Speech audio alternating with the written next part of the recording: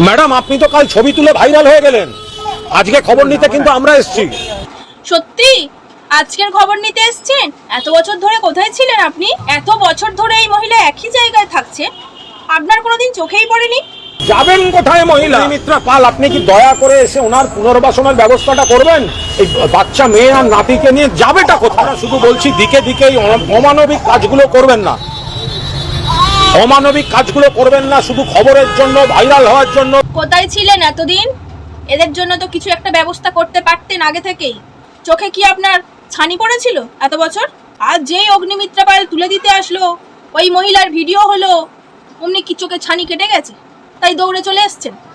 আমরা আসলাম খবর নিতে, উদ্ধার করেছে খবর নিয়ে, এবার এদের থাকার ব্যবস্থা আপনিই করে দিন। যত সব রাজনীতি চাল।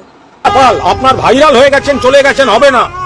আসুন কথা বলুন, এনাদের জীবনের যে সমস্যা আপনাকে সমাধান করতে হবে। মেরে তুলে দেবেন, বর্ষার দিনে বাচ্চা নিয়ে থাকে, গরিব বলে রাস্তায় থাকা যাবে না, ডায়লগ হচ্ছে ডায়লগ। গরিবকে মেরে রাস্তা থেকে তোলা এই সরকারের মুখোশ খুলে দেওয়া উচিত। অলরেডি উনি ভাইরাল মানুষ, ওনার আর ভাইরাল হওয়ার প্রয়োজন নেই। প্রয়োজন তো আপনাদের আর কিছু কন্টেন্ট ক্রিয়েটারদের। মুখে বলছেন পরিবর্তন চাই পরিবর্তন চাই, যখন পরিবর্তন হচ্ছে তখন বলছেন গরিবদের পেটে লাথি মারছে, এটা গরিবদের সরকার নয়, বড় লোকদের সরকার। এইরকম সব ফুটপাতবাসীকে, এরকম সব গরিবদেরকে দেখতে গেলে তাহলে তো সাধারণ মানুষ চলতে পারবে না এই রাস্তা দিয়ে। সাধারণ মানুষ যে কষ্ট করছে, কাজ করে খাচ্ছে, তারা তো এই রাস্তা দিয়ে চলতেই পারবে না।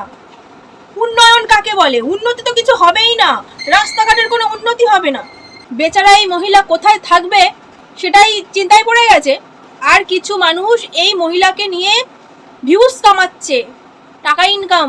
সাহায্য করার মতো কারো মুরদ নেই, শুধু স্মার্টফোন আছে বলে সমালোচনা করার মতো মুরদ আছে।